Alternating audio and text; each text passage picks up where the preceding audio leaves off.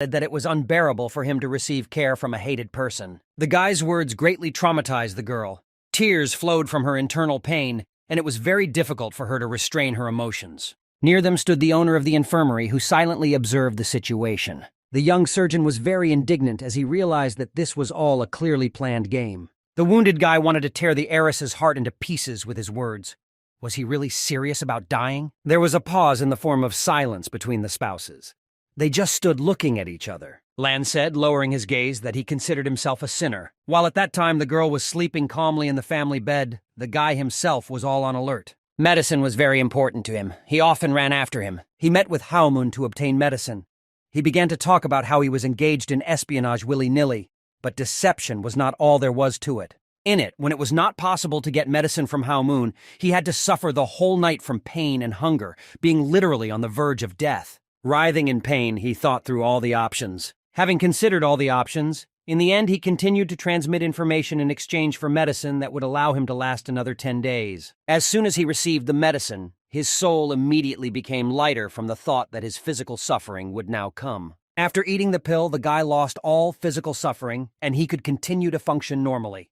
Just hello, drug. He could at least eat something. While taking his medication, he liked to eat noodles with vegetables and meat. His wife was very fond of eating some strange vegetable or fruit that looked like cabbage. Being next to her, she smiled. In her head, everything was fine in their relationship. But unfortunately, at that time, she did not know that in fact her husband had very big problems. Lan himself was glad that she believed him, and thanks to her gullibility, he could earn money for his medicine, thereby extending his life. It's time to end this madness. Everything seemed fine in some relationships, but only one of them knew the whole truth. Betraying a loved one in order to drag out your existence is not love. It was necessary to finish all this as quickly as possible. In fact, being a spy is also very difficult, because it all comes very much from one's conscience. The guy committed an unforgivable sin. While the girl was jumping for joy next to him, he was only playing the role of a loving husband. This guy dared to deceive her and her heart. Only after everything became clear did Lan manage to muster up the courage to confess everything. The guy begged the heiress to forget about him and meet a worthy man. The girl could not restrain herself from his words. She was filled with unbearable pain from the realization that her loved one had never loved her at all. She grabbed her chest, trying to hold in it all the pain that had just appeared. Salty tears flowed from the heiress's eyes like a river. The soldiers who guarded her were very angry at the patient's words, and the owner of the infirmary and Juho stood silently, but from their faces one could understand that they were also outraged by the patient's behavior. The junior surgeon was very indignant, since he worked very hard to save his life, and now because of his words he could lose his head and die. The student noticed something strange to the side. Something flashed to the side. It looked like it was a needle in the patient's hand. The patient said that he was very sorry to leave like this. He was sorry to leave like this, so he invited them to go on their final journey with him. The heiress's husband attacked her with a needle in his hand. At this time, the girl looked into his eyes. Her eyes reflected all the pain that was inside her due to the betrayal of her loved one. The young surgeon did not understand when that patient managed to pull out the pin supporting his leg.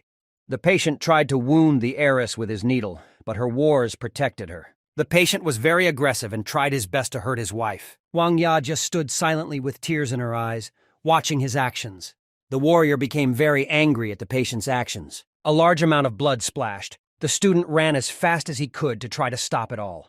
The student was very angry because of everything that was happening.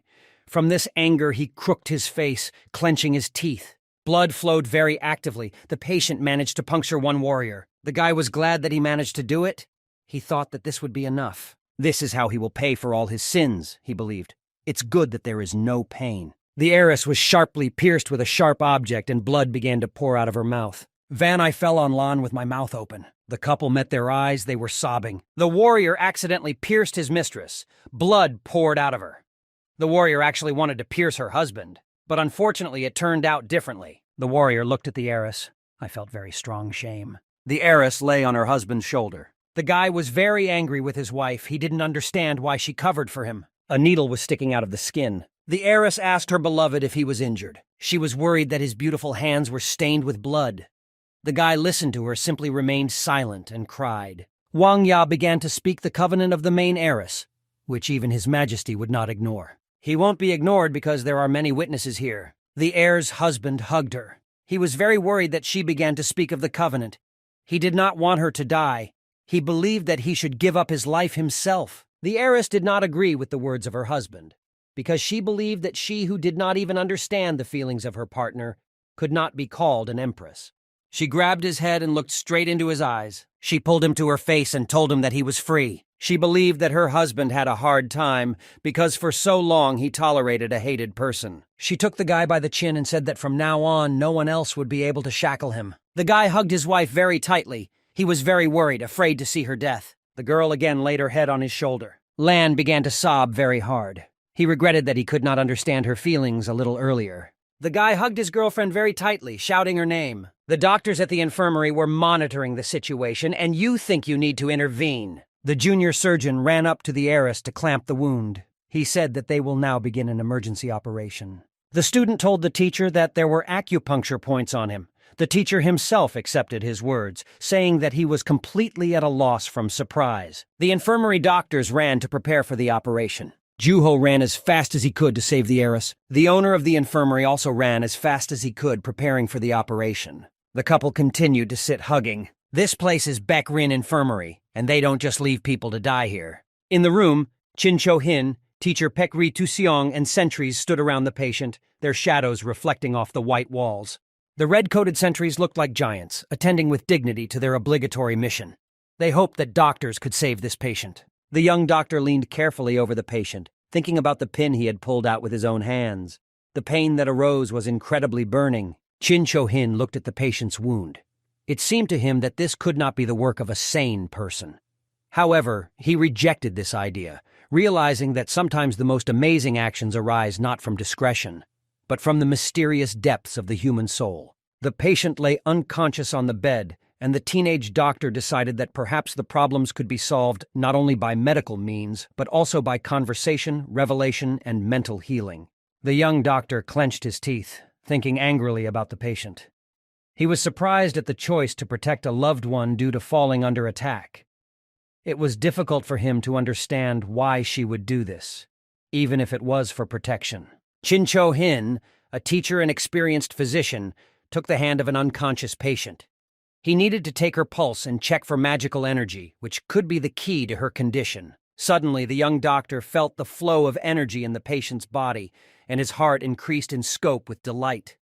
Plunging into the world of mysterious phenomena, he noted that the patient's condition was not just better, but almost magically improved, as if by touching something invisible and powerful. Chin Cho-hin approached the teacher saying that the energy pathways, internal organs, and blood arteries were normal, but he wondered if this was possible because the pin was very thin.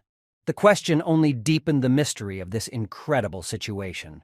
Baekrin Tu-seong addressed the victim and said that they were the only ones left in the room, creating an atmosphere where time stood still.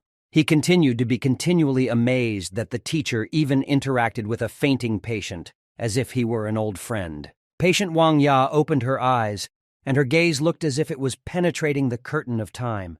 Invisible threads of calling connected his consciousness with what was beyond ordinary understanding, reflecting the mystery of his inner world. The patient, amazing everyone with her energy, easily sat down on the bed, smiled, and said with confidence in her voice that she always believed in Baekrin Tu-seong's eyes, because they could never deceive her. Wang Ya sat confidently, aware of her strength, and watched Baekrin Tu-seong and Chin Cho-hin. The young doctor could not imagine how this was even possible. He looked like a healthy person, although a few moments ago blood was flowing from him. The patient, taking the initiative, turned sarcastically to Chin Cho-hin, noting that she may have bitten her tongue a little, which made her feel uncomfortable while communicating.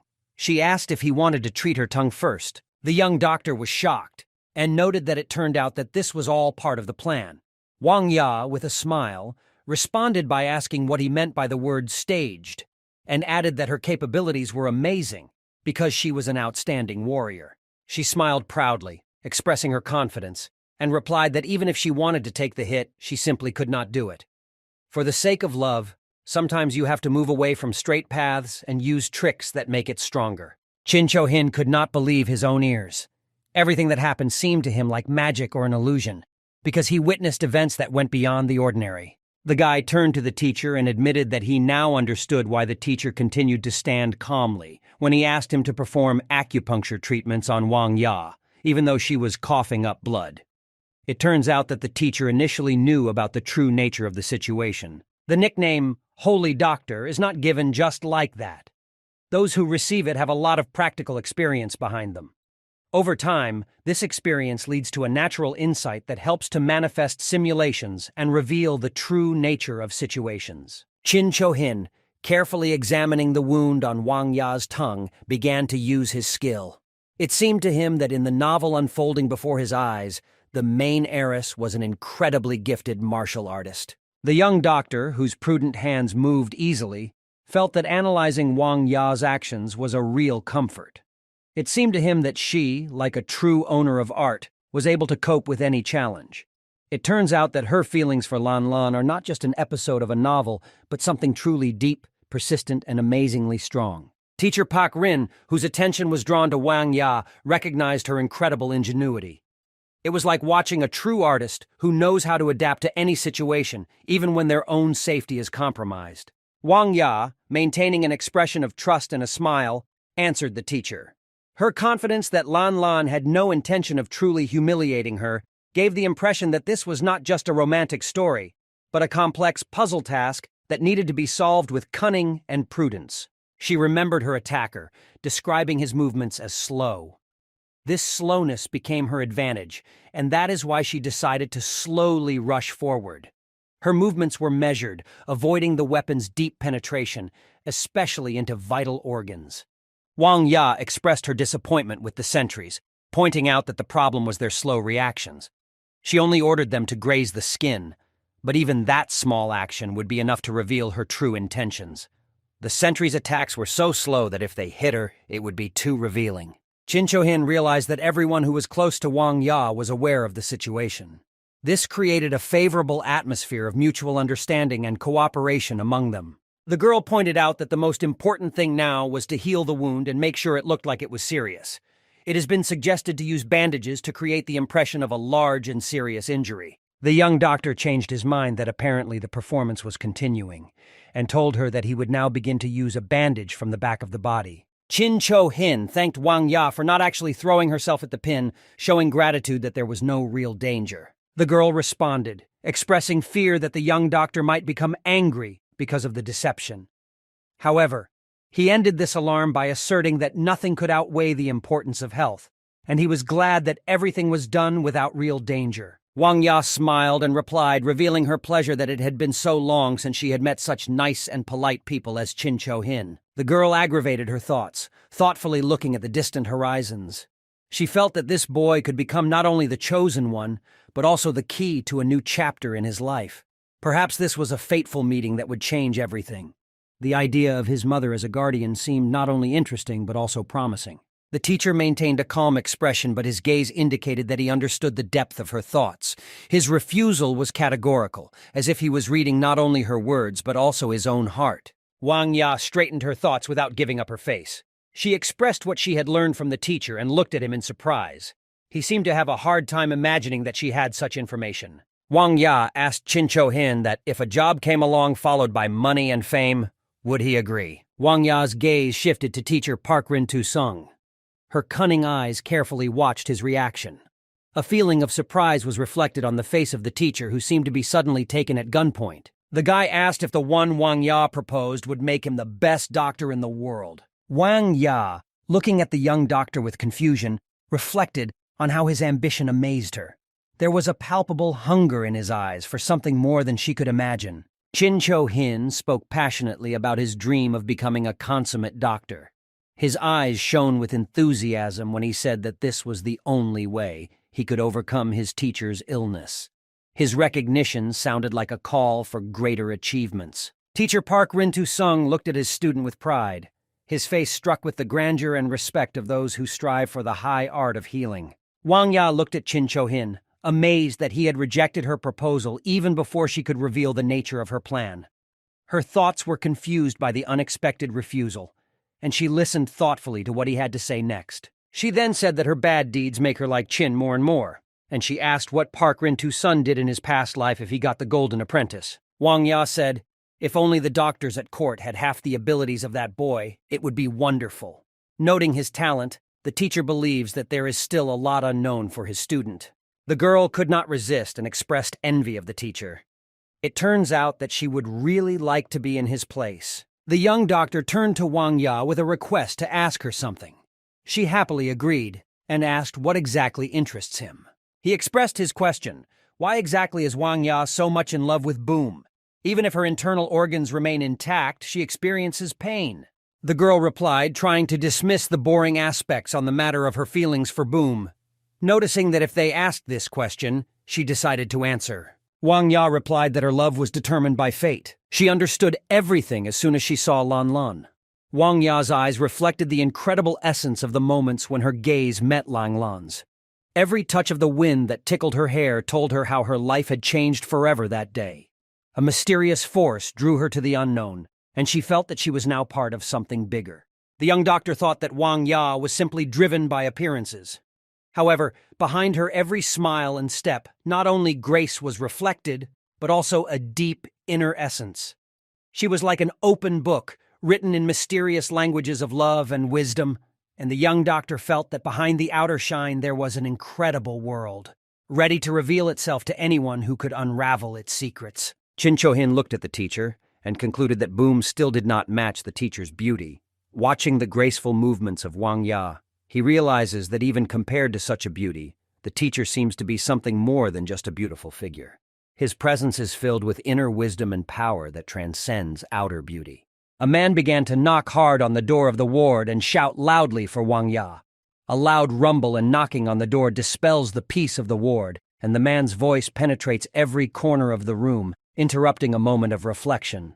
Wang Ya looks up, facing the mysterious person, but her eyes reflect not only surprise, but also something reminiscent of a mysterious dying riddle. He entered the girl's room. She painfully began to get out of bed, holding her bandaged stomach with her hand. Her steps were unsure, but the expression on her face was striking in certainty. A drama unfolded before them, where every step became a test of will and endurance, and the bandaged stomach served as a reminder of past pains and trials. Gritting her teeth in pain, she told Lan Lan that he had finally come. Her voice was heavy with suffering, but her eyes sparkled with recognition and gratitude that he was there. The combination of pain and the recognition that, despite everything, they are together gives the situation grandeur and disturbing tenderness. Lan Lan began to cry heavily and asked Wang Ya if she was okay. Chin Cho-hin thought they were comedians, but within everyone, Lan Lan's tears reflected a troubled soul that seemed to have lost the whole world if it had not found peace in Wang Ya's arms. He cried not only from pain for her condition, but also from loss and secret love. Lan Lan began to hug Wang Ya. She asked if he would now leave her again. He replied that no way, so he begs her to get better as quickly as possible. In their hugs and words, one felt not only physical closeness, but also a deep inner perception of each other, which intersected with the promise to never finish this difficult path together. Wang Ya hugged Lan Lan and told him to promise that he would never leave her. He promised. Their promise sounded like an entrance into a world where there were only two. The decisive never sounded in the embrace, which was like an invisible seal on their common path, the inalienability of which now turned out to be their strength and an inexhaustible source of hope. The lovers continued to hug tightly. Every moment that passed in that short time felt like an eternity. Their embrace was an unshakable frame where time stood still and passion became their silent promise. The young doctor frowned and thought that they had staged Santa Barbara here.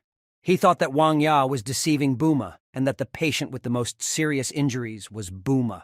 A complex palette of feelings on the doctor's face, from hostile doubt to a small misunderstanding. The scene unfolding before his eyes looks like a work of unpredictable drama, where reality and fiction are intertwined in a delicate lace. The teacher told the teenager it was time for them to leave. He agreed and thought that he no longer had the strength to look at these performances. As his gaze flew away from the loving couple, the teacher felt tired from the unbalanced dynamics of the events unfolding in front of him. He longed for peace and quiet, not the emotional outburst that became the constant accompaniment of his day. Park Rin-tu-sung and Jin Cho-hin were about to leave when they were suddenly stopped by Wang Ya's voice. Her words flew in the air, creating a stop in time, and her voice had the weight of carrying a mysterious riddle behind it.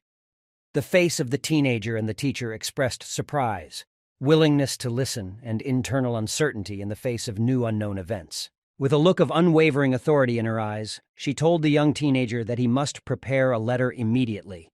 The question of his future action was in the air, but he remained unconvinced. He was interested in knowing where exactly to send this important letter. Wang Ya radiated authority when she stated that the letter should be sent directly to the palace. Her words carried a promise of justice, but also carried a dark warning. She promised that those who harmed her dear Lan Lan would pay in blood. And this promise sounded as if an uncertain thunder was approaching. The teacher and the young doctor had uninvited thoughts as their gazes met Wang Ya's steely expression. Her look piercing through their thoughts gave the impression that standing in front of them was a real mistress, who not only had a command of words but could also read minds, recognizing doubt and uncertainty in their eyes. The teenager quickly expressed his understanding of Wang Ya's instructions. However, she maintained authority in her words and said that another message needed to be sent this time. His curiosity was piqued when he asked where exactly this new letter should be sent. Wang Ya indicated that the letter should go to the Huaju infirmary. It seemed that she, as the owner of life and death, was able to influence the doctor's decisions. Her words contained a threat that if she had listened to Huaju's doctors, her Lan Lan would have been left without a leg. With a stern expression on her face, the girl said that it was necessary to give a strict scientific lesson to Huaju's doctors. These words added to the tension, highlighting the need for medical professionals to make informed decisions in the future. The teachers and Chin Cho Hin stood in tense anticipation, listening carefully to Wang Ya's every word. Their posture indicated that they understood the gravity of the situation and were ready to carry out the instructions with full responsibility. The young doctor wondered if it was time for the doctors at Huaju Infirmary to face real challenges.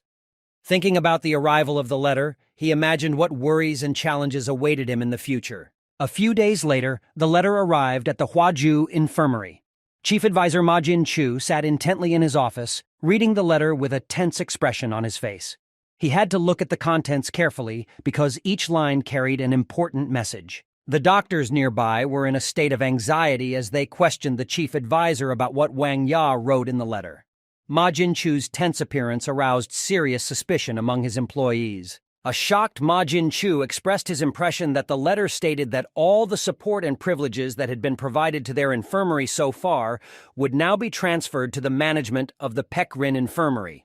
This announcement set a new stage for doctors who felt their medical reality was changing. The doctors began quietly exchanging speculation among themselves about the reasons for Wang Ya's unexpected decision. Speculation quickly spread, and an atmosphere of tension and uncertainty grew among the medical team. Ma Jin-chu revealed his irritation as he slammed his fist on the table, angrily asking if those doctors who were sent to Pekrin were even doing their job.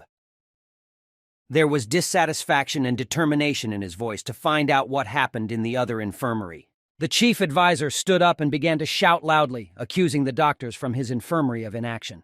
His words were filled with anger and frustration, reflecting his frustration with his own medical staff. The doctors responded, discouraged and by the unexpected situation, that they themselves did not understand how this could happen. They expressed bewilderment and misunderstanding before their effectiveness became the subject of such criticism and accusations. Ma Jin-chu, maintaining a menacing appearance, sternly ordered the doctors to go immediately and try to influence Wang Ya. He stressed the urgency of the situation, noting that it was necessary to quickly gain her support, otherwise serious problems could arise if Song learned of their difficulties. As soon as the chief advisor finished his commanding speech, a messenger hurried to the door with important information. It turned out that Mr. Yak Song personally ordered Ma Jin-chu to come to him immediately. With this message, a new round of surprises and challenges for the chief advisor began. Emotions of surprise and shock literally overwhelmed the chief advisor as he comprehended the unexpected call to Yaksun. Ma Jin-chu's face was filled with a mixture of sensations that caused this unexpected event. Ma Jin-chu, feeling despair, dropped his head on the table. The doctors, concerned about his condition, indignantly asked if he was all right. The chief advisor hesitated and asked himself why Wang Ya did this. He stirred in his imagination the possible motives and reasons that prompted her to take such a radical step. The doctors decided to reassure the chief advisor and emphasize that the main thing now was to think about how to resolve the situation. They advised him to focus on the next steps and not let his anger interfere with his objective decisions. Ma Jinchu agreed with the doctors, saying that their advice was correct. He realized that his anger would not bring a solution to the situation and decided that he would soon return, ready to deal with the problem more constructively. Before leaving, the chief advisor instructed the doctors to understand what had happened. The medical workers involved asked where exactly they should go. To Kaban or Haomun, showing noticeable confusion at the great responsibility. The chief advisor ordered the doctors to go to Haomun, so it will be more likely that their branch is located near Pekrin. The news that the main heiress, in her own name, is stopping financial support for the Huaju Infirmary and transferring it to the Baekrin Infirmary. A wave of shock swept through the entire Murim and ripe political circles of the imperial court. However, Qin Cho-hin is completely unaware of this news, and therefore the bright image of the future that he had in his imagination begins to distort.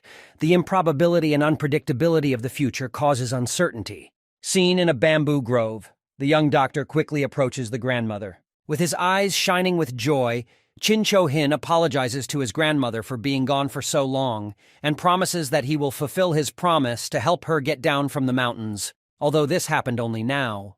The grandmother replies that the important thing is that he came at all. Her words strike with great wisdom, emphasizing the importance of being present and caring for each other in life. The young doctor looked at the grandmother and noticed that the package of food was intact and asked himself whether the granddaughter had really not come or whether the grandmother had already eaten. The grandmother, with a look of malicious curiosity in her eyes, asked if the mentor, Qin Cho-kin, was a blockhead, and also turned out to be a person whose activities are difficult to underestimate. The young guy burst into laughter, somehow successfully combining it with interest, and redirected the question to his grandmother, unraveling the mystery of what this amazing old woman could mean. It seemed to him that the teacher and grandmother apparently had some kind of common history or long-standing acquaintance for them to exchange words so affectionately. The teacher appeared unexpectedly, apologizing for making the guest wait a little. His presence as a teacher brought a certain atmosphere of formality to this unexpected meeting. Park Rin-tu-sung, the teacher, with an expression of reserved politeness, turned to his grandmother, asking her to stop influencing his pet, and expressed doubt whether there was any need for such checks. Qin Cho-kin, without losing his irony, asked the teacher what exactly he meant by using the term check. By creating uncertainty, he tried to understand deeper the meaning and possible consequences of this issue. Suddenly, the grandmother began to laugh cheerfully, and the whole world around her seemed to be filled with new energy. Immediately, amazing transformations began to happen to my grandmother.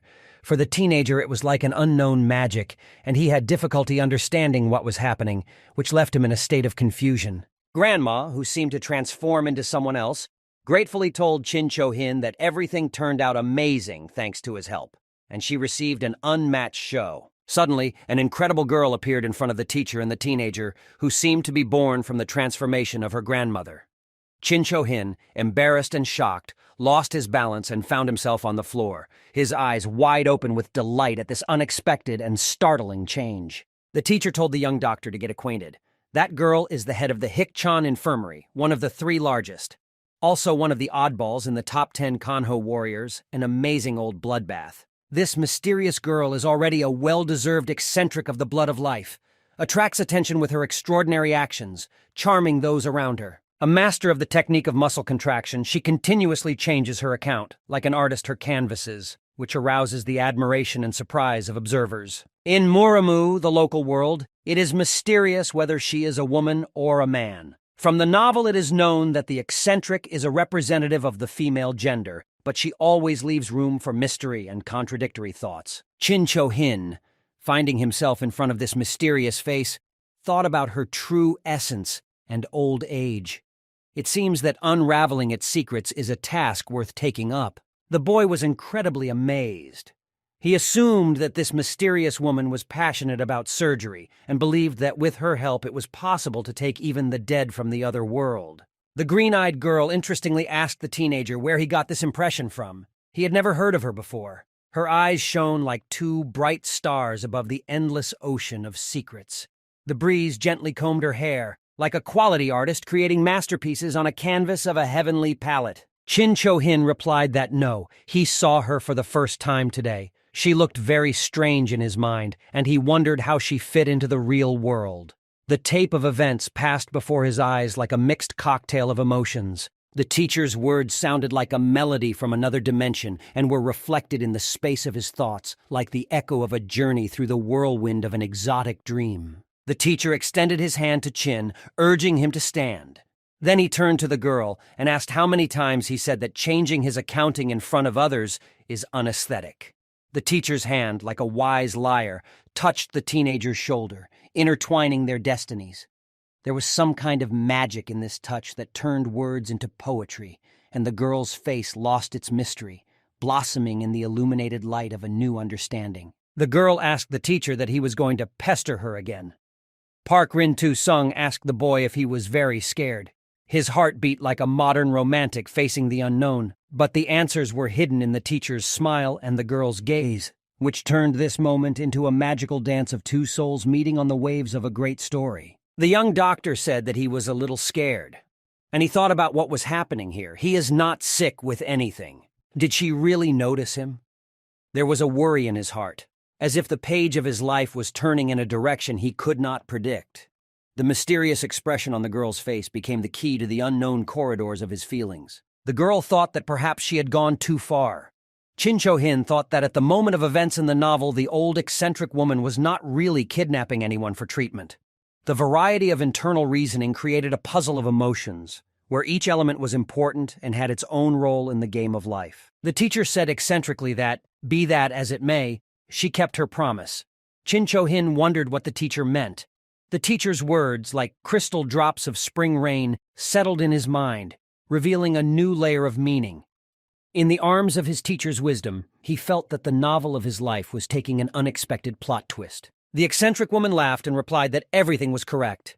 She promised not to create bedlam in Park Rin-tu-seong's infirmary. Her laughter was like a melody sounding in a spring garden, blooming flowers of joy in the hearts of those who heard it. The eccentric woman's answers were an echo of the secrets that would appear before the teenager as the advanced, detailed plot of a new section of his history. The young doctor smiled and thought that there was a decent agreement between the teacher and the eccentric. His lips curled into a gentle smile, and in his heart he cursed the origins of an amazing story where reality intertwines with fantasy.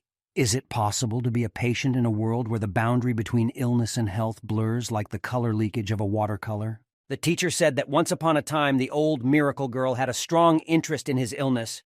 She wanted to take him by force for treatment, but he was against it. The teacher's story created a portal to the past, where mysterious forces and secrets caused destinies to intertwine, like thin threads on the loom of time. The teacher and the eccentric made a promise to each other that he would become her patient if she defeated him in 50 blows. This deal sounded like a magical ritual, where the stake is not only the health of the teacher, but also the intertwined fates of two unusual creatures. They remembered how much fighting there was between them. Everything around was dotted with lightning bolts of magical energy from two powerful heroes. The teacher said that they agreed that if he defeated the eccentric, she would no longer make a fuss in his infirmary. The promise looked like a magical contract carried out using a crystal-clear magical pen. The weird girl laughed and said that she remembered this fight. The young doctor thought that the teacher had withstood 50 attacks from the master of the second youth. The images of their battle were woven into the fabric of their universal history, and each moment was woven with the magic of the incredible. The eccentric smiled and said Park Rin-tu-sun easily defeated her. She said that she couldn't even believe it, because she was the master of the second youth, and he was seriously ill with 9 yin-torn meridians. She only managed to cut off a lock of his hair. Their game was like a lightsaber dance, where victory came not through strength, but through refined skill. The young doctor asked the teacher if the eccentric was telling the truth. He replied that if you achieve mastery in family martial arts, you can become the strongest. It was like a spell of opening secrets, where the secrets of martial arts opened their doors to the great teacher and his student. The eccentric said that she sees that the teacher does not waste time and conscientiously teaches his apprentice. Park Rin-tu-sun replied that any moment is suitable for transferring new knowledge. His words evoked a spark of knowledge in the boy's soul, which illuminated new perspectives and possibilities in the whirlpool of reality and magic. The eccentric woman took the package and said that Ipchong is the season when yin begins to change to yang, but she asked the teacher if she was brave enough to try what she had prepared. What was hidden in this package remained a mystery, but its presence created an aura of intrigue and magic. The boy thought that Yes, this package was for the teacher. His mental labyrinths intersected with the threads of fate winding around him.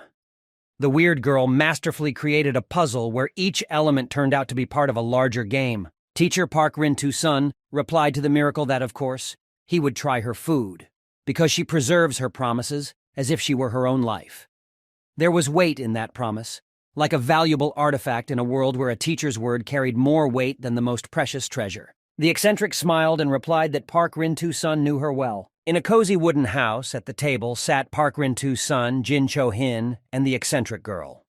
The teacher told the young doctor that the old eccentric woman was like him, but she treated her patients with slightly different methods. The teacher said that the old miracle woman has a strange approach to treatment, which includes ignoring the wishes of her patients. His words sounded like a mysterious mantra, reflecting the secrets of this extraordinary medical world. He revealed the curtain of mystery behind which the most unexpected forms of treatment were hidden. Then the teacher said that the eccentric also treats those who have little chance of survival, which is close to zero. Chin Cho-hin added that it matched her infirmary, one of the three greatest. The conversation turned into a panorama of medical miracles, where their words were like keys to the secrets of treatment that could lead to amazing recoveries. Because of the strange medical techniques, the old eccentric's infirmary was never the enemy of all Muramu. However, time has weakened the hostility. Now, Hik-chan is entering into agreements with Mage and Safa.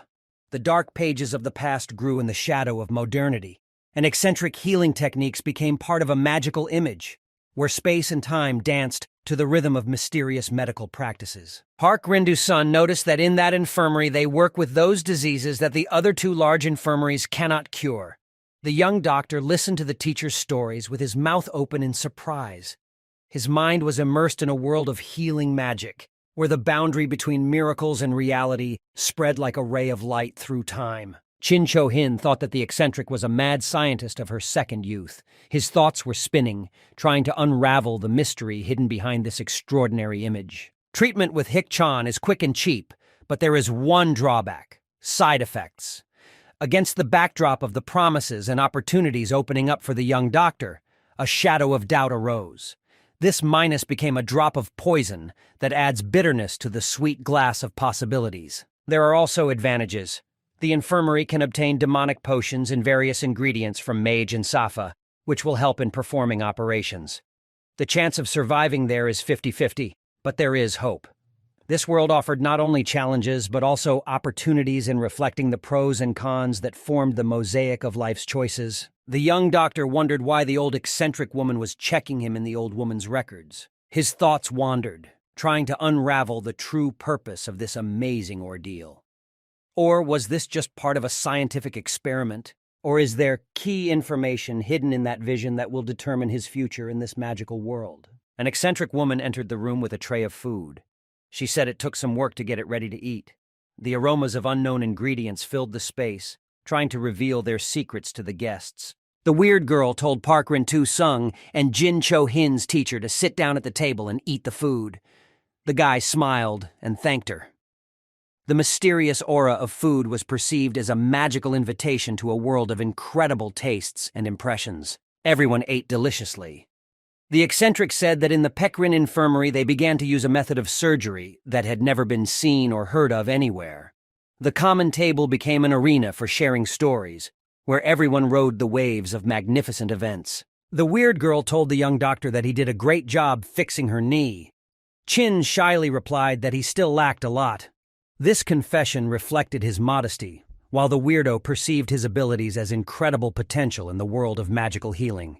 The eccentric said that even in her infirmary you rarely meet such dexterous and meticulous doctors. The eccentric thought that the young doctor thought completely differently from others. Chin Cho-hin was drinking tea and thought that the eccentric's gaze was bothering him. Park Rin-tu-sun asked the eccentric if she knew that the main heiress had arrived at his infirmary. The eccentric replied that, of course, she knows there is an icy atmosphere in the Park Rin infirmary. The weirdo said that thank God the main heiress had gone a little crazy because of Boom. If Wang Ya had been the same as during the war, then the eccentric would definitely have run into her. The teacher answered the eccentric that this is it and asked her if she had seen the treatment process. The eccentric replied that yes, she used a trick. She borrowed the eyes of one of the doctors and through the bottom. Chin Cho-hin was very surprised by the words of miracle. The eccentric said that when she spied the operation, she realized that the treatment was going in a way that would never have occurred to her. She said that it turns out that Chin Cho-hin, to restore the skin, first removed the damaged tissue. The young doctor answered the eccentric that if you take away the infected cells, recovery will go much faster. The weird woman replied that it was clear to her that the autopsy helped in the treatment, an interesting approach. The eccentric told the boy that she liked him more and more in the Hikchan infirmary. Pek Rindu Song replied to the Wonder Woman that Chin Cho-hin should not be lured away. The weird girl asked the teacher what he forbade her because she had not yet finished her opinion.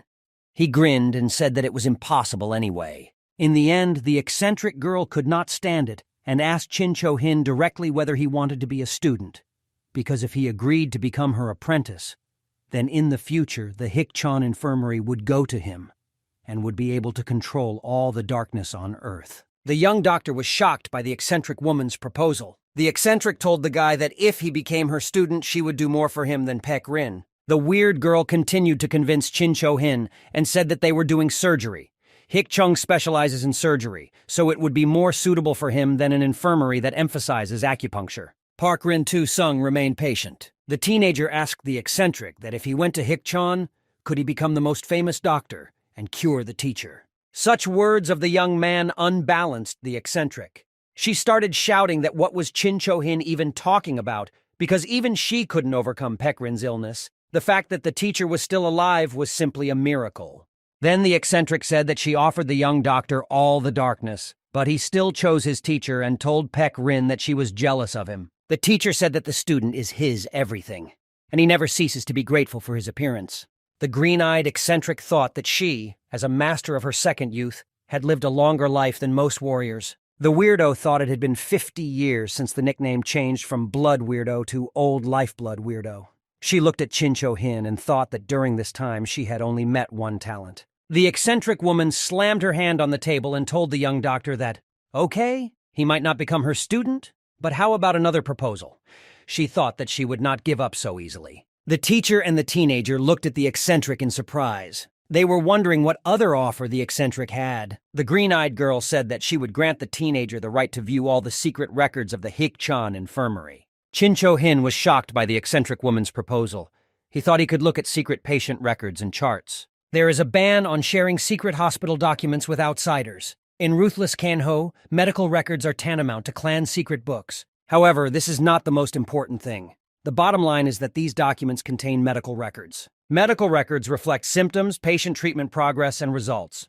Based on this information, you can find out almost everything about the infirmary. By studying the wounds received, one can understand the characteristics of martial arts, and by examining internal wounds, one can understand weaknesses in general. That is why the proposal of the strange old woman was so dumbfounded by Chin Cheon-hee. The green-eyed girl told the young doctor that she had always considered surgery a very important branch of medicine. She said it is clear that physical health problems can be solved if treatment is done by opening up the body, and Chin Cho-hin will be the one to confirm this. The teenager stood motionless. The girl's words shocked him more and more. He was not ready for such proposals. The teacher told the eccentric that Kanho, where even the followers of Hua Tuo left the surgery, were already looking closely at her actions. The eccentric replied that she could not give up her idea.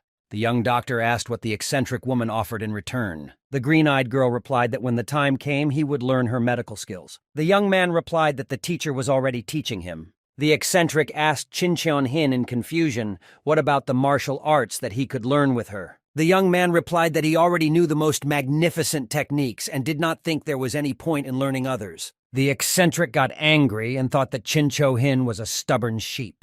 Park Rin-du-sun noted that the situation is stalemate. The teacher said that he refused because Park Rin's family has the greatest martial arts techniques. Suddenly, the conversation between the teacher and the green-eyed girl was interrupted by a young doctor with a proposal to do something differently. The weirdo and Park Rin-tu-sun looked attentively at Chin Cho-hin, expecting an alternative scenario from him. The young man told the eccentric that he would share with her his notes about patients. The young doctor's words outraged the girl. She asked what he meant. She laughed and asked Chin Cho-hin what he dared to teach her. The young man replied that the eccentric woman offered to share secret medical records, so he must pass on a large amount of knowledge to Hik Jong. He said that the girl should consider this a medical experience. Park Rin-tu Sung listened to the conversation with his mouth open. He was stunned by the statements, both eccentrics and young men. Chin Cho-hin said that if possible, he would also like to receive some medicine. The young doctor continued and said that you can't get everything you need from Chung Pa. In addition, the eccentric will be able to order medicines from Park Rin that she lacks. The green-eyed girl thought that the young man was really hinting at concluding an alliance. The teacher thought that it was necessary to think of such a thing. He concluded that Chin Cho-hin was thinking outside the box because no one else would have thought of uniting. Park Rin-tu-sung said that Jin Cho-hin is aiming far. The young doctor replied that he was not sure whether he was aiming far or close. His goal is to save as many lives as possible. The eccentric woman smiled and told the young doctor that she wanted to get only one student, but he wanted to conquer the whole world. Chin Cho-hin began to object, but the green-eyed girl told him not to be shy, because the world would most likely change with the development of medicine. All the heads of the infirmaries know about this, but Kanho does not. The weirdo told Baek Rin-tu-seong that she was jealous of him. The green-eyed girl told the young doctor that then let him learn what is not taught in the Baek Rin infirmary. The technique of muscle contraction and the art of Amga will be enough, won't it? She asked. The teacher told Kim Cho-hin that the wonderful old woman had the best muscle contraction technique and mastery of the art of Amga in the world. This is a great chance, so let Chin take advantage of it. The young man said that if the teacher allowed it, he agreed. The eccentric thought with envy that Chin Cho-hin followed every word of the teacher. The green-eyed girl told Park Rin-tu-sun that the more she listens, the more she envies him. For people like them, the most important thing is to find their apprentice, and the teacher succeeded. The weirdo said that Park Rin-tu-sun got such a good student, and he is not even able to use the second youth technique. The eccentric told Chin Cho-hin that his teacher, because of his health, would never be able to use her technique, even after understanding its principle. And the eccentric herself was more suited to be his teacher than Park Rin-tu-sun. The young doctor said that he would cure the teacher, and when the teacher was healthy, he would easily reach the level of the second youth technique, and even more with his talent and family martial arts. The eccentric was outraged by the young man's words. She thought that he was so small, and yet he was already rude, and not to someone, but to her. The wonderful old blood of life from the Hikchon infirmary, which no one in Kanho would dare to touch. The teacher said that even if he had already outlived his usefulness, it was okay. He doesn't have a bitter aftertaste in his soul thanks to the guy's words. Park Rin-tu-sung and Jin Cho-hin looked at each other with warm feelings. The young man asked the teacher not to say such sad words anymore. Chin Cheon-hee completed Buma's second operation without any problems. Thanks to Chin Cheon-hin's quick recovery and excellent skills, the treatment was successful. A few days after that, the promised help in large quantities arrived at the Pak Rin infirmary. Meanwhile, Hao Moon and the Hwaju infirmary were sentenced. The Hwaju infirmary suffered not only financial losses, but was also embarrassed for not being able to match the Pak Rin infirmary in terms of its skills. Therefore, large-scale movements began on the part of large traders close to the main heiress. Park Rin-tu-sung read the letter and said that the biggest fire broke out in Hao Moon. Chin Cho-hin asked the teacher what happened in Hao Moon. District Doctor's Office of Hwaju Infirmary. The doctor told the merchants that the Hwaju Infirmary was still the best for medicine and asked them how they could leave so indifferently. The merchant told the doctor that they would not change their decision. The doctor grabbed the merchant's hand and asked if he really couldn't stay even out of old friendship. The merchant replied that the trading organization has many warriors who are exposed to external wounds while in service. The merchant said that if anyone had the same wound as Boom, his leg would be cut off in this infirmary. The merchant told the doctor to forgive, but they cannot betray the warriors who risk their lives to protect the goods. A meeting room for some middle-class clan. One of the advisors asked the head how about starting to cooperate with the Pak Rin infirmary. The head replied that it seemed that the advisors started this conversation because of the Boom. The advisors noticed that it really didn't matter to the soldiers that a limb that could have been amputated was cured. The head replied that of course there was a plus in this, but their clan had always entrusted the production of tablets to the Hwaju infirmary. The head added that if their clan were larger, they could have their own doctor's office and make pills themselves. The head said that they are already relying on the Hwaju infirmary, so it is problematic to suddenly replay everything at one moment. The advisors said that if it weren't for them, this was the opinion of them, the old people. They said that those who truly lead our clan are young warriors like a leader, and they invited him to start the meeting all together. A little fuss led to great excitement. All the powerful people in the world began to fuss. Hao Moon's division, which Buma had opposed in the past, burned to the ground. Wang Ya's anger did not even think of subduing, but only grew with greater force. The teacher continued to read the letter and noted that all members of the unit and its leadership had died. It would be problematic to decide who would take the empty seat. Chin Cho-hin wondered if this was news and whether the events were too different from those described in the novel. The teacher asked if the young man knew about the rule of the inviolability of the crown and Murimu. The crown symbolizes the government, Murim, the alliance of warriors. The phrase, "the crown and Murim are unshakable," means that the government is not in conflict with the union, and vice versa. The reason is that both sides are very powerful, so they understand that no one benefits from clashing with each other. The young doctor replied that he was familiar with the rules that the teacher was talking about. The teacher said that there is no clear distribution, these are just words. The place where Wang Ya arrived is their infirmary, located in Kanho. Park Rin Tu Seong said that similarly, Murim and Corona use places such as information and transportation organizations. Jin Cheon-hee smiled and said that everything was quite confusing. The teacher replied that such human affairs, their infirmary remains neutral. It is important not to forget about this when making a decision. The young man replied that it all sounded quite complicated. The teacher said that it is enough to set standards that satisfy both sides, Murim and the crown. Park Rin-tu-sung said that Hao Moon failed to maintain standards appropriately and showed greed, causing him to become angry. The young doctor thought that the teacher's words sounded as if he were talking about something after his death. The young man thought that the teacher was telling all this to him so that he could cope with everything when he inherited the Pak Rin infirmary. He thought that the teacher should live before he became worse. Chin Cho-hin asked the teacher what he thought would happen next. The young doctor said that until alcohol and criminals disappear from the face of the earth, Hao Moon will continue to exist. The teacher thought about it and said that their strength would decrease. Park Rin-tu-sung said that someday everything will fall into place because this cannot go on forever. And it seems to him that Mu Hua's brother and sister, whom the young doctor treated for syphilis, have a new chance. The teacher said that the Mu Hua brother and sister had the opportunity to rise to the position of division heads, and maybe even higher. Chin Cho-hin thought that he was in a premonition. The following week, the emperor issued a decree to console Wang Ya. Because if Wang Ya arbitrarily assembles the royal army without the consent of the Quan, the building in which the crown conducts the affairs of the state, the foundation of justice will be shaken. The emperor gave Chang Yulan the title of Hao, so that he would have an official status in society. Device Emperor Chang Yulan as an adopted son into the family of a high-ranking official, changing Chang Yulan's family record. Also, the emperor, as an adopted daughter, gave Wang Ya and Bum a granddaughter, in whom the blood of the imperial family flows, so that she could continue the Wang Ya family. What happened softened even Wang Ya's explosive temper. Jin Chong-hin received a letter from Mu Hua. It said that Mu Hua would be able to send good news soon. The young doctor thought that it seemed that Mu Hua's position in Hao Moon was gradually rising.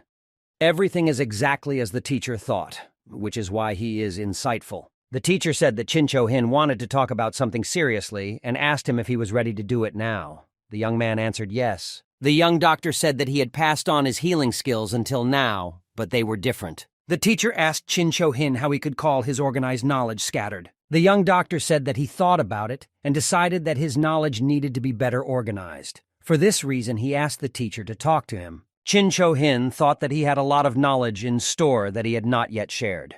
Since neither the teacher nor all other doctors will be able to fully understand the real properties of the penicillin antibiotic, Park Rin-tu-sun told the young man that he was his student, and at the same time, he treated him as a doctor. There is no need to tell everything, but he asks him to share the medical knowledge with which he is endowed. The teacher said that he would like to teach the young doctor everything that he himself knows. Chin Cho-hin concluded that the conversation was exciting, but the answer was given. He thought whether the teacher could understand him or not, he would still share all his knowledge. Suddenly, the teacher began to glow with magical lightning. He told the young man that it was time for them to begin. Chin Cho-hin wondered if this was the same technique he had only heard about. The secret weapon of the Chagall family is the divine heaven and leaf technique. With its help, the teacher awakens his brain by circulating energy. Park Rin-tu-sung looked at Jin Cho-hin's medical records and noticed that his knowledge in the field of medicine was great. The young doctor replied that everything he had been explaining all this time could be called a short summary. A detailed study would take at least several years. The teacher continued to look at the young doctor's notes and noticed that all this was surprising. These so-called cells are truly unusual. They are so small, but they form a whole organism. Chin Cho-hin noticed that a bright, shining energy was flowing from the teacher's body. The divine heaven and leaves technique is truly mysterious. Suddenly, Chin Cho-hin thought that the same thing was probably happening to the teacher as had happened to the archer before. The young man looked at the teacher and thought that he could not believe that at such an age one could reach the stage of knowledge. Chin Cho-hin noticed that the teacher's energy was draining back. The teacher said that it was a pity, because if it were not for his health, he would have achieved greater results. Then he said that even if there was nothing there, even thanks to this, he felt much better. The teacher thanked the teenager. He replied that the teacher had made progress. The teacher said that it was time to take up the knowledge of Chin Cho-hin. He asked the teacher what he meant. The teacher said that he would pass on the divine technique of heaven and leaves to the young doctor. Chin Cho-hin was very happy with the teacher's words.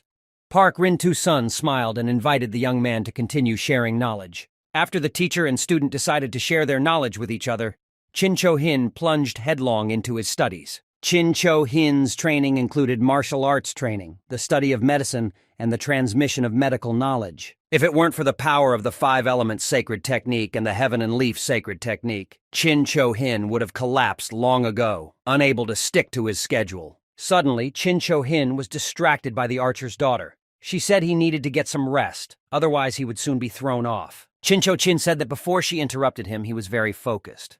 The archer's daughter suggested that he go play by the water. The young doctor doesn't like being distracted, so he said he would tell the archer that his daughter was skipping training. The archer's daughter got angry and said that it wasn't fair. The young man thought that every minute was precious to him, because he did not want to say only after the death of his teacher that he had finally studied all the imperial records on medicine. Doctors were surprised at Chin Cho-hin's ingenuity and said that he had already fully studied what he spends the whole year trying to learn. Teacher Park Rin-tu Sung and his assistant Yoo-ho watched as Chin Cho-hin studied. Chin Cho-kin called the teacher and demonstrated his skills to him. He put a stick on his shoulders at the ends of which were buckets of water. On his head was a bucket of water, and in his hands was a book. He held it all on himself and at the same time climbed up the stone stairs. The divine heaven and leaf technique stimulates Chin Cho-hin's brain and rapidly improves memory, so there is nothing to be afraid of. The young man thought that he would earn a lot of money if he taught modern students the technique of heaven and leaves. Chin Cho-hin told the teacher that the disease was robbing him of heat from the 6 blood vessels in the area of his heart, so it overexerted itself even more, trying not to stop.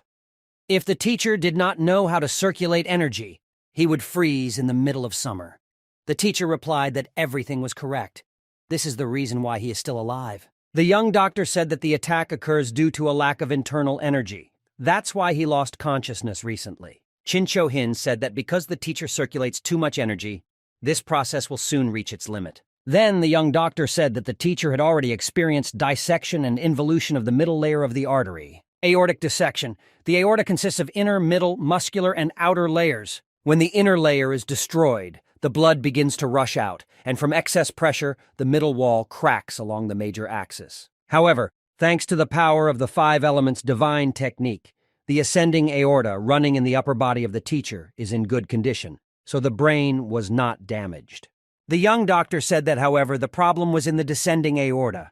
Among the symptoms of the teacher's illness is that the sensuality of the lower part of the body becomes dull or becomes partially paralyzed. Chin Cho-hin said that it was a miracle that the teacher was still alive. Otherwise, immediate surgery would have to be performed. The young doctor thought that if he used an offensive method of medicine, he would have to remove all the tissue damaged by the cold. However, in this case, the teacher's body may simply not be able to withstand it. And even if the tissues are removed, the cold from the 9 yin-torn meridians will come again. There will be no end to this fight. The young man concluded that using such a method at the current stage is real suicide. Chin Cho-hin concluded that because this is not a simple heart disease like in the real world, but a meridian gap that exists in Murim, the situation is much more complicated. A rupture in the meridian, which is capable of artificially taking away heat, is simply fantastic. Chin Cho-hin said he was thinking about how he could help the body through a stent, and then he suddenly saw several precedents in the medical records of the Chakal family. The teacher was very surprised and asked what his student found. The young doctor replied that what was needed was an internal pill, a crystal-shaped medicine that is created by accumulating energy in the body of animals that have lived for hundreds of thousands of years, becoming spirits from 10,000th fire carp. Fire carp is a carp that lives in a hot spring. With age, the fish accumulates the energy of fire, and then an internal pill is created from it. The tablets can be swallowed as internal energy. Teacher said that internal pills have many types. This type gives the body elasticity and durability, not to mention endurance. It simply gives a colossal amount of energy. Park Rin-tu Sung said that the internal pill could be an ideal remedy for treating 9-yin broken meridians. The teacher noted that it is unknown where the 10,000-year-old fire carp lives, but he asked Chin Cho-hin if he could find him. The young man replied that patience and work will grind everything down.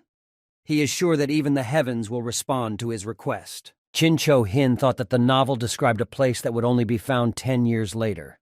He needs to do it now. When winter came, the start of the Dragon and Phoenix Convention was announced in Muramu. This event is a Pima fighting festival, which takes place in the Union and gathers young talents from each clan. Since the event is of such great importance to Marim, the infirmary was not spared the fuss. Chin Cho-hin said the infirmary was quiet after the teacher and other department heads left for the Union. The young man turned to Counselor Yu and asked if he was going. Advisor Yu replied that who then would take the owner's place if he left.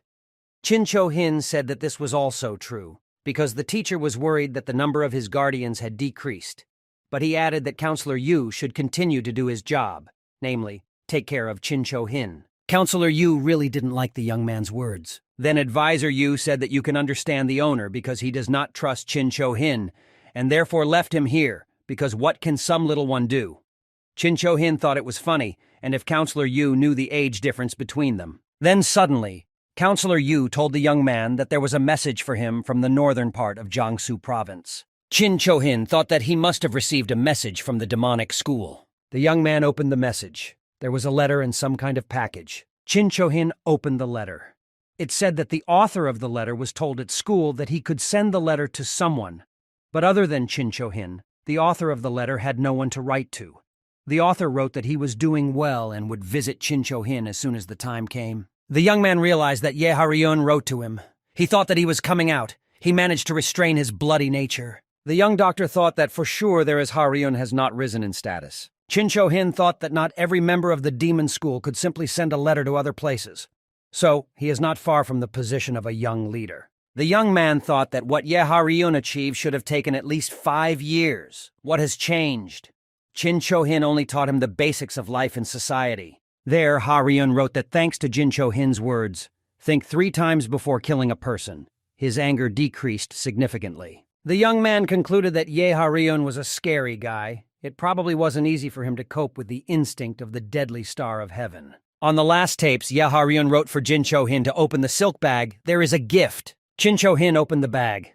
There was something that looked like a metal bracelet. The bracelet was in the shape of a dragon biting its own tail.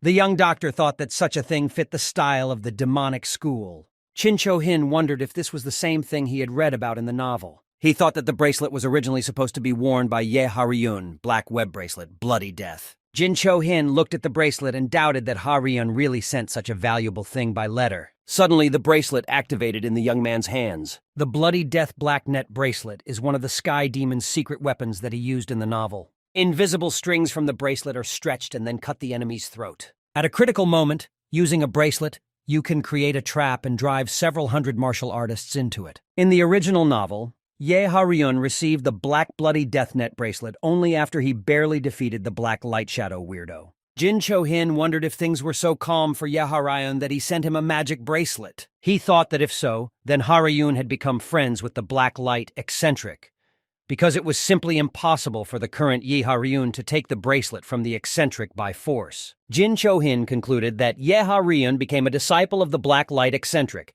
which is simply surprising because everything happened 4 years earlier. The young doctor looked at his hand and noticed that now the bracelet was dangling on his hand. But when he grew up, it would be just right. He wondered why he needed the bracelet, since Ye Ha-ryun could use it himself. Chin Cho-hin thought that if he were an ordinary person, he would not even understand the full value of the bracelet. Perhaps he would simply sell it. After Chin Cho-hin received a letter from Ye Ha-ryun, he wrote a response asking the most common questions such as, is he eating well? How is his health? Suddenly, the archer's daughter ran up to the young man. He asked her what happened and why she was so out of breath. The archer's daughter answered Chin Cho-hin that he needed to go with her. He needed to cure some. Chin Cho-hin and the archer's daughter went to help the injured man. They ran quickly. The young doctor noticed that his body was as light as a feather. He thought that he had never imagined that learning the principle of the three foundations would create such a big impact. The young man thought that now it would be worthwhile to concentrate the technique of the 5 elements, wind, and the new ice technique in the legs. His speed increased even more. The archer's daughter was very surprised by such skill, so she asked Chin-Cho-hin how long he had been studying martial arts. He replied that about 6 months. The archer's daughter thought that Chin-Cho-hin was a real beast because he had made such incredible progress in just 6 months. Chin-Cho-hin asked how long they still needed to leave. The archer's daughter pointed to the cave and said that they had already arrived. The young doctor asked the archer's daughter whether the victim was in the cave. She replied yes. Chin-Cho-kin asked the archer's daughter how she found the victim in the cave because it was completely dark there.